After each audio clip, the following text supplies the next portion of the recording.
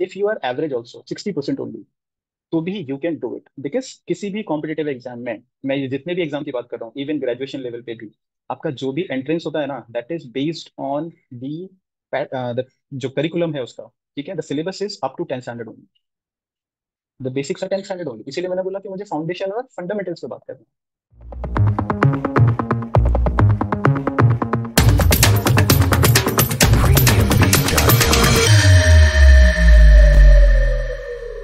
Hello everyone, joining me today is a very special person, Pankaj Sagar. Pankaj is an electronics and communication engineer and he has cleared various government exams like the SSC, banking, railways and exam for BSNL. He has also served under three government departments which includes the Department of Posts and Telecom, Indian Railways and Noida Metro Rail Corporation. Pankaj is passionate for teaching young minds and to make them aware of various career opportunities. He helps the students to prepare for the competitive world by teaching them the fundamentals. Pankaj, it's a pleasure to have you with us today. है। Thank you so much for introducing me. Thank So let's straight away jump into the questions. And my first question to you is about government jobs. What are the major government job opportunities available to students after 12th and also okay after graduation? And how okay should they start preparing for them? Okay, if you don't mind, हम लोग ये conversation थोड़ा सा Hindi and English mix रख लेते हैं, because Absolutely. हाँ, हो सकता है हमें जो सुन रहे हैं they won't be able to understand it clearly. तो कैसा होता है ना, कि हम लोग अभी तक सिर्फ सुनते हैं लाइक गवर्नमेंट एग्जाम बहुत बड़ा कंपटीशन है एंड जाना बहुत टफ है, ठीक है, टफ है, I agree. But if you are positive and if you are passionate for that and if you can dedicate yourself 100% into it, मैं ये मानता हूँ nobody can challenge you. And आज नहीं तो कल, नहीं तो परसों, ठीक है, if you will give your best you will definitely achieve it. तो उसके लिए जैसे आपने मेरे से ये पूछा कि हम लोग कैसे क्या करें, तो ये तैयारी हमें सबसे पहले हमें 10 स्टैंडर्ड से ही थोड़ा सा सोचना पड़ता है। लाइक अगर मुझे इंजीनियरिंग फील्ड में जाना है, तो अगर मुझे इंजीनियरिंग फील्ड में जाना है तो I have to take mathematics as my subject in 12th standard. तो ये मुझे कौन गाइड करेगा? ये मुझे गाइड करेगा एक एक्सपीरियंस पर्सन, या तो मेरा वो स्कूल हो सकता है, या तो कोई मेरा फ्रेंड या मेरा कोई रिलेटिव हो सकता है, या फिर if I am going into an coaching institute, या फिर मेरा कोई करियर गाइडेंस के लिए अगर मैंने किसी को रखा हुआ है, तो दे कैन टेल मी कि आफ्टर 12th अगर आपको इंजीनियरिंग फील्ड में जाना है, क्योंकि इंजीनियरिंग फील्ड में भी गवर्नमेंट जॉब होता है, राइट, तो उसके लिए आपको 10th के बाद 11th और 12th में मैथमेटिक्स लेना ही पड़ेगा, ठीक है। फिर आपका हो जाता है मेडिकल फील्ड। अगर आप मेडिकल फील्ड में आप गवर्नमेंट जॉब चाहते हो, then you have to take bio. आप उसमें मैथ्स के साथ, सीबीएसई एक ऑप्शन देता है कि आप मैथ्स के साथ बायो भी रख सकते हैं, ओके। तो अगर आप मैथ्स के साथ बायो रख रहे हो, तो आप दोनों के लिए एटलीस्ट एलिजिबल हो। ये हो गया यहाँ तक, ठीक है। इसके अलावा अब मैंने तो सिर्फ दो ही चीजें बोली कि इंजीनियर और डॉक्टर, क्योंकि आजकल पेरेंट्स को कैसा है ना कि मेरा बेटा या तो इंजीनियर बनेगा या डॉक्टर बनेगा। इसके अलावा अगर वो कोई सोचता है तो सॉफ्टवेयर इंजीनियर या प्राइवेट में कुछ छोटा मोटा जॉब, इसके अलावा लोग बात सोचते ही नहीं है। बट मैं ये बोल रहा हूँ कि rather than thinking of two only options, अगर हम लोग वाइड ऑप्शंस भी देखें, तो wide options are also available. Like अगर एक बीकॉम स्टूडेंट है जिसने कॉमर्स किया है, उसको मैथ्स आता है, लेकिन उसको एक गवर्नमेंट जॉब करना है, तो वो कैसे अपियर करेगा? उसके लिए हमारे पास प्लेटफॉर्म है, हमारे पास इंडिया के अंदर बहुत सारे प्लेटफॉर्म है। जैसे आपने बोला बैंकिंग में जा सकता है, तो अगर वो खुद में इंटरेस्टेड है, लाइक मुझे लोगों से बात करके बैंक में सर्व करना है, तो उसको अपना करियर कैसे बनाना पड़ेगा? A BCom student can appear for banking exam also. And अगर एक आर्ट स्टूडेंट है तो वो भी एक बैंक के एग्जाम में बैठ सकता है, ऐसा कोई कंपल्सन नहीं है, ठीक है। तो ये हमें गाइडेंस हमें 10th स्टैंडर्ड से ही पहले तो थोड़ा सा डाइवर्सिफाई करना होगा अपने आप को, कि मुझे इंजीनियरिंग में जाना है, या मुझे मेडिकल में जाना है, या मुझे एक कॉमन प्लेटफॉर्म लेना है। तो अगर मैं मैथ्स और साइंस 12th स्टैंडर्ड तक रखता हूँ अपने पास, ठीक है, तो I am eligible for all the sectors. अगर मैंने बायो ड्रॉप किया तो मैंने इंजीनियरिंग और कॉमन, ये मैं एलिजिबल हूँ। अगर मैंने मैथ्स ड्रॉप किया तो मैं कॉमन और जो मेरा मेडिकल फील्ड है उसके लिए मैं एप्लीकेबल हूँ। तो यहाँ से मेरा ये करियर स्टार्ट होता है। सेकंड ऑप्शन जो आप बोल रहे हो कि कौन सा स्ट्रीम डिसाइड करना है, तो ये आपका एक पर्सनल इंटरेस्ट होता है। कुछ लोगों को ऐसा होता है कि नहीं, मुझे एक डेस्क पे काम करना है, I don't want to communicate with the people. मुझे नहीं मतलब है सामने एक कस्टमर आ रहा है या क्लाइंट आ रहा है, तो I don't want to deal with them, मुझे सिर्फ अपने डेस्क पे काम करना है। तो आपको वो प्रोफाइल थोड़ी सी समझनी होगी कि कौन कौन सी प्रोफाइल्स हमारे पास होती है। तो ऐसा जरूरी नहीं है कि हमेशा आपको एक फ्रंट फेस पे ही रखना होता है। Like in corporates what we have एक फ्रंट डेस्क अलग होता है, एक बैकएंड टीम अलग होता है, and the people who are actually performing on the ground level they are very different. तो इसी तरह से एक ऑर्गेनाइजेशन भी काम करता है। तो आपको वहां सूट करना पड़ेगा कि आपकी पर्सनैलिटी कैसी है, how you are comfortable with. If you are comfortable with developing a communication with the clients, तो आपको वैसा कुछ जॉब देखना पड़ेगा। And if you are okay with your system and desk job, तो आपको वैसा बताना पड़ेगा। तो दैट विल बी डन या decided by you, but you have to be aware. तो अवेयरनेस नहीं है कहीं ना कहीं, the people are not aware of it. तो ट्वेल्थ के बाद अगर मुझे बैंकिंग में जाना है, तो बैंकिंग के लिए देर इज एन इंस्टीट्यूट जो सेंट्रल गवर्नमेंट ने बनाया है, आईबीपीएस। आईबीपीएस एक कॉमन प्लेटफॉर्म है जिसके अंदर गवर्नमेंट के जो 19 पब्लिक सेक्टर बैंकिंग है, 19 पब्लिक सेक्टर बैंकिंग में हम लोग जैसे बात करते हैं बैंक ऑफ बड़ौदा, ठीक है, जितने भी मैं आपको बैंक, पीएनबी हो गया, यस बैंक, ये सब मेरे पब्लिक सेक्टर बैंक में आते हैं। अब ये अपना अपना एक अलग एग्जाम नहीं लेते। पहले ऐसा होता था कि ये लोग सब लोग अपना अपना एग्जाम लेते थे, लेकिन इन्होंने क्या किया, इन्होंने एक कॉमन प्लेटफॉर्म बनाया कि हम लोग आईबीपीएस के थ्रू अपीयर कराएंगे। उसमें जो भी आप जब आप फॉर्म फिल करोगे, देन आप एक प्रायोरिटीज डिसाइड करोगे कि मुझे अगर मेरा सिलेक्शन हो जाता है तो मेरा पहला प्रायोरिटी होगा बैंक ऑफ बड़ौदा, मेरा सेकंड प्रायोरिटी होगा Punjab national bank for example. तो ऐसे में प्रायोरिटी डिसाइड कर दूंगा। तो मैंने 19 या 20 जो मेरे बैंक हैं उनका प्रायोरिटी डिसाइड कर दिया। तो when I will be qualified for that, मेरा सिर्फ एक बैंक में सिलेक्शन हो जाएगा। उसके बाद मुझे सिर्फ और सिर्फ डॉक्यूमेंट वेरीफाई कराने हैं, एक पर्सनल राउंड होता है बस, and I will be selected for that. उसी तरह से अगर मैं अदर एग्जाम्स की बात कर रहा हूँ, लाइक ये तो हो गया बैंकिंग का। जो कॉमन अदर एग्जाम्पल्स हैं, जैसे अगर आपने अगर नाम सुना हो, अगर आपको जाना है कैग, CAG, अगर आपने NCLT का नाम सुना है, IB का नाम सुना है, CBI का नाम सुना है, ठीक है, एक्साइज का नाम सुना है, कस्टम्स का नाम सुना है, तो आपने कभी इनकी वैकेंसीज नहीं देखी होंगी। Have you seen? नहीं, कहीं पर इनकी वैकेंसीज नहीं आती। ये क्या करते हैं, दे आर ऑल मिनिस्ट्रीज, जिनों की किसी ना किसी मिनिस्ट्री के अंदर ये सारे के सारे डिपार्टमेंट्स आते हैं। अब वो ministries collectively they give their requirement to a body which is known as SSC। अब SSC का फुल फॉर्म है स्टाफ सिलेक्शन कमीशन।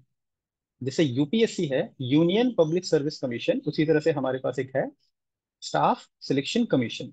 अब स्टाफ सिलेक्शन कमीशन के अंदर all the various central government departments अपना अपना रिक्वायरमेंट देते हैं कि भाई हमको 10 लोग चाहिए, हमको 20 लोग चाहिए, हमको 50 लोग चाहिए, हमको 100 लोग चाहिए। और वो कलेक्टिवली क्या करते हैं, जैसे आईबीपीएस एक एग्जाम लेता है, ये भी साल में एक एग्जाम लेते हैं। और उसके थ्रू वापस वही आप अपनी प्रायोरिटीज देते हो कि मेरी फर्स्ट चॉइस ये होगा, फर्स्ट प्रेफरेंस ये होगा, सेकंड प्रेफरेंस ये होगा, थर्ड प्रेफरेंस ये होगा।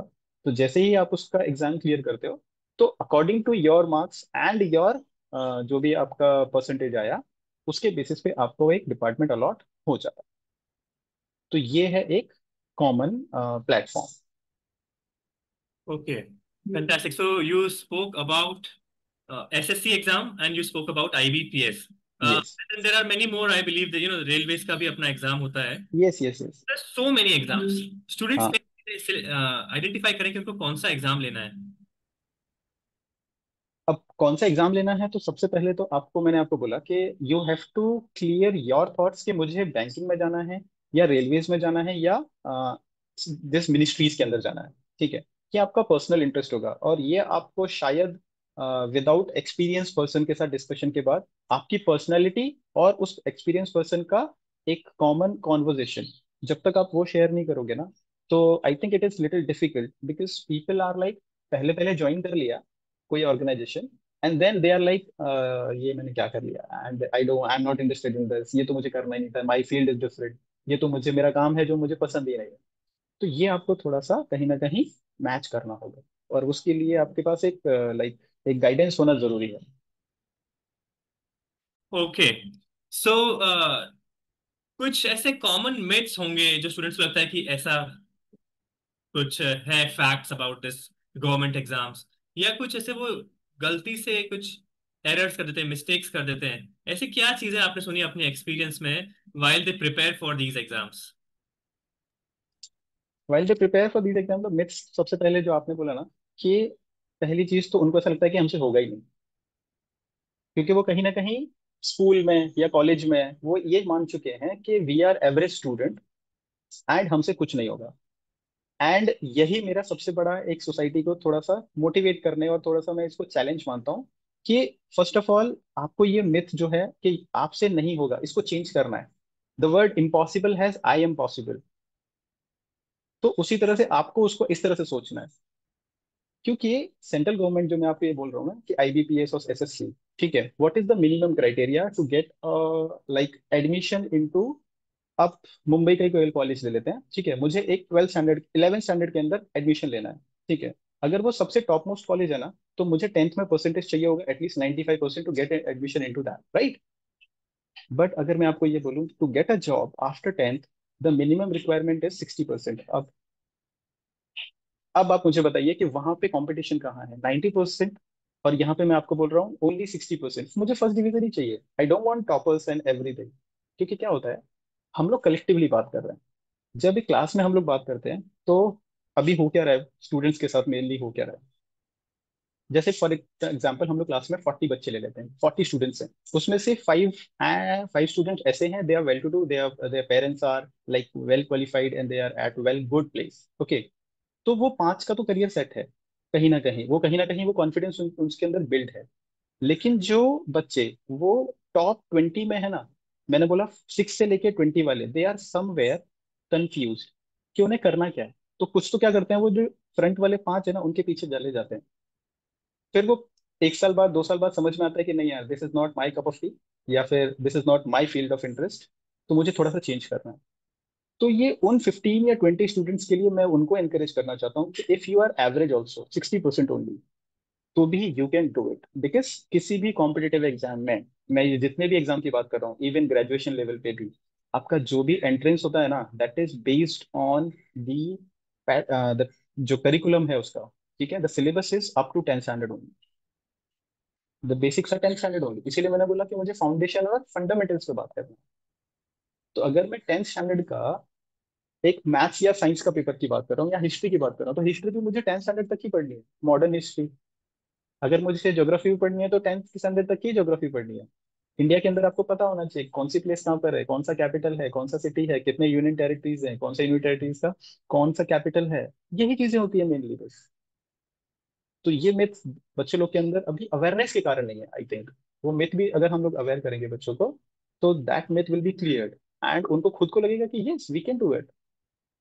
तो सबसे पहला तो उनके अंदर ये पॉजिटिविटी आना बहुत जरूरी है कि yes we can do it. Thanks for sharing. I think ये तो एक बहुत जरूरी जो माइंडसेट है स्टूडेंट्स को डेवलप करना, कि मैं कर सकता हूँ। ये मत सोचो कि तुम नहीं कर सकते, तुम कर सकते हो। इट्स नॉट, किसी और ने भी किया ही है ना, वो भी आपके जैसे एक नॉर्मल पर्सन है। सिर्फ someone else can do it, why can't you? And let's talk a little bit about students who are coming from smaller towns, you no.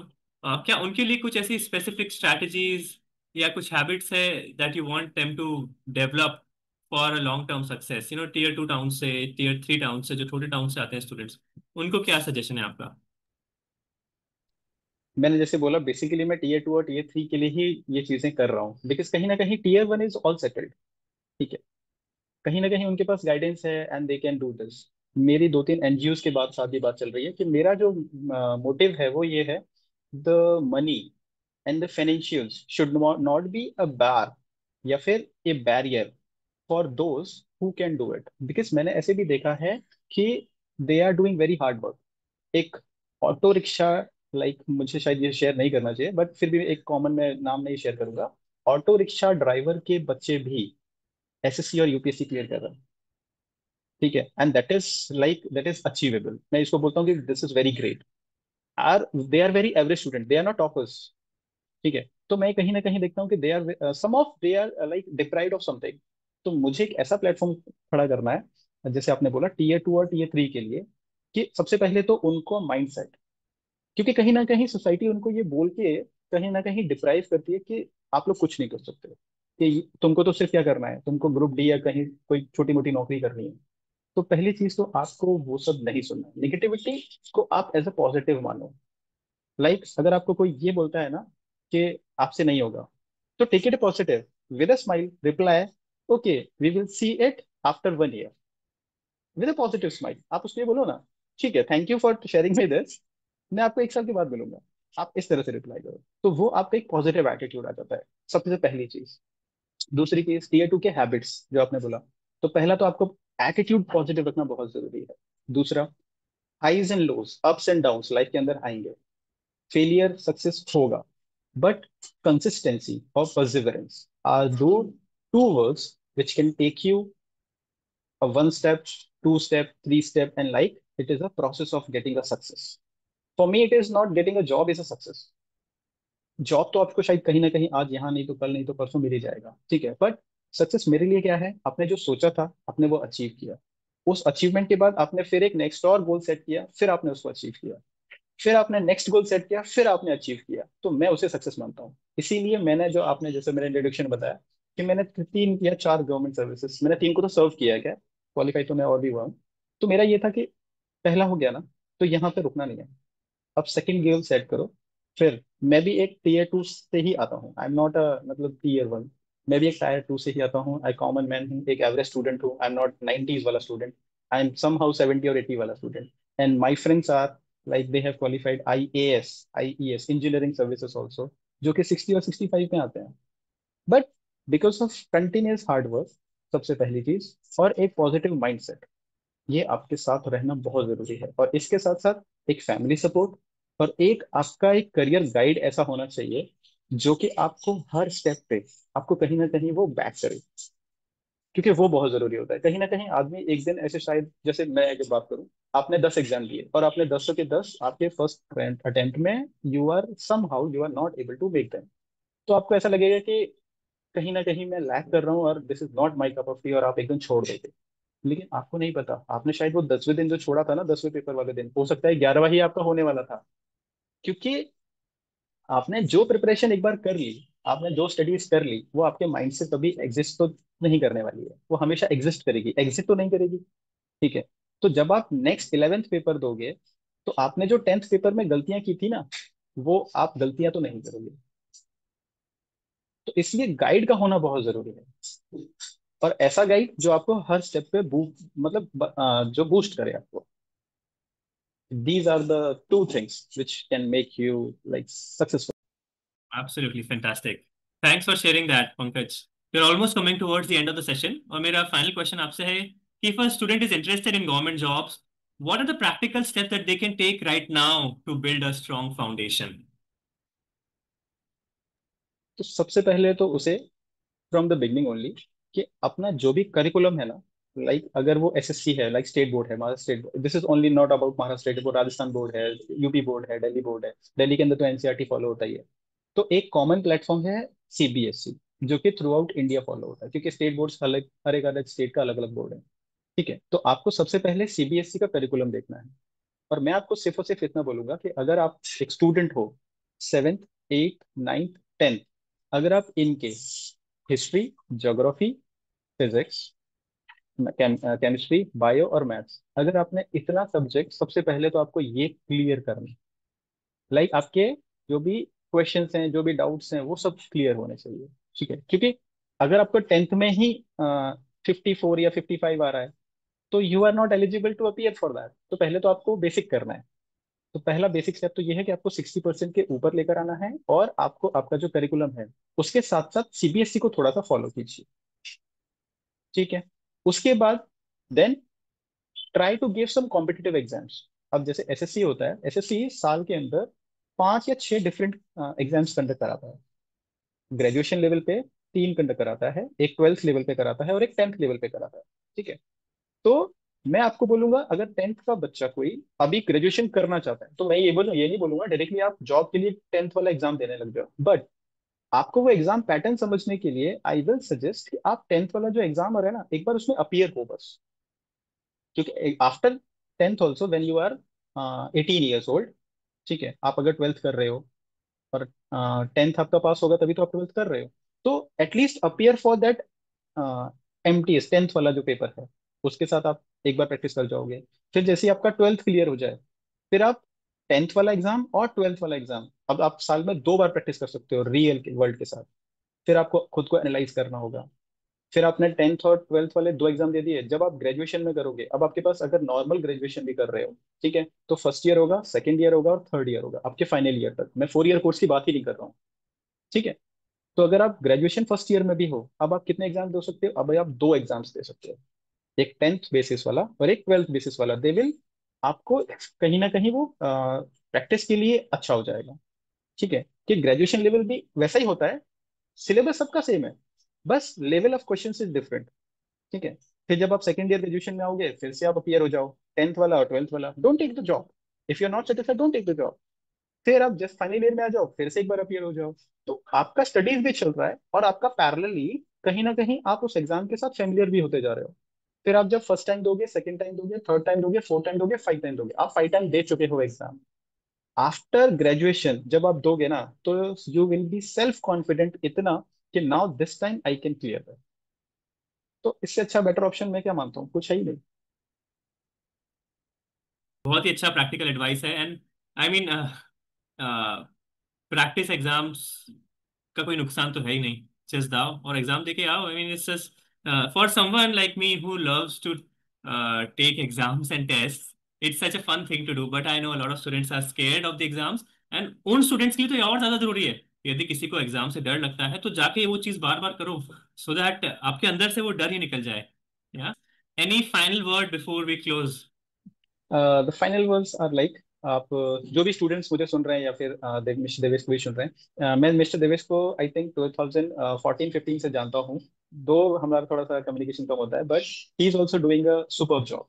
जब मुझे ये पता चला कि he is also like into making aware students of the opportunities they have for academics and the career making options, तो कहीं ना कहीं आई थॉट कि यस, हम लोग मिलके कुछ ना कुछ अच्छा कर सकते हैं। एंड फॉर टाइम बीइंग, एक मेरा खुद का मैं यूट्यूब चैनल चलाता हूँ, एक्सीलेंट विजन एकेडमी के साथ। तो वहां पर मैं आप लोगों को ये शेयर करता हूँ कि व्हाट एग्जाम्स का जो टाइप है ना, उस एग्जाम्स के जो इंपॉर्टेंट क्वेश्चंस हैं, पैटर्न क्या है, कैसे उसको टाइम के अंदर क्लियर करना है। लाइक अगर मैं एक थोड़ा सा टाइम लूंगा, लाइक अगर मेरे पास एक 100 क्वेश्चन है एसएससी के एग्जाम के अंदर, 100 क्वेश्चन है, लेकिन मेरे पास टाइम लिमिट कितना है? टाइम लिमिट है 1 घंटा, 1 आवर, ठीक है।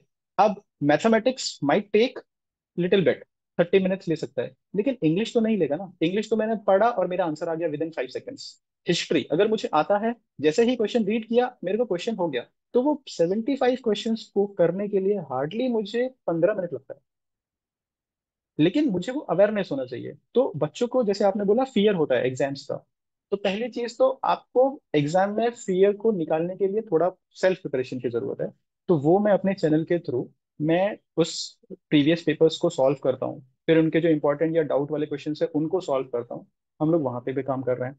दूसरा, टाइम टू टाइम हम लोग वहां पर जो भी एडवर्टीजमेंट्स आ रही है, लाइक अभी 2 जून को ही एसएससी ने एक सिलेक्शन पोस्ट के लिए अभी एडवर्टीजमेंट निकाला है। अगर आप लोग अगर चेक कर पाए तो एसएससी की साइट पे जाके चेक कीजिएगा। तो वहां पे अभी सिलेक्शन पोस्ट के लिए निकला हुआ है एडवर्टीजमेंट, लास्ट डेट 24 जून है। उसके अंदर आप ग्रुप सी और ग्रुप बी, लाइक 12th के बाद और ग्रेजुएशन लेवल के बाद, ऐसे ऐसे डिपार्टमेंट्स है ना, मैं आपको नाम बताऊंगा तो, लाइक कैग जो मैंने बताया, डीजीक्यूए, ठीक है, और लाइक एनसीसी, नीति आयोग। अभी आप लोगों ने नीति आयोग का नाम सुना है, लेकिन नीति आयोग में जॉब कैसे मिलेगा?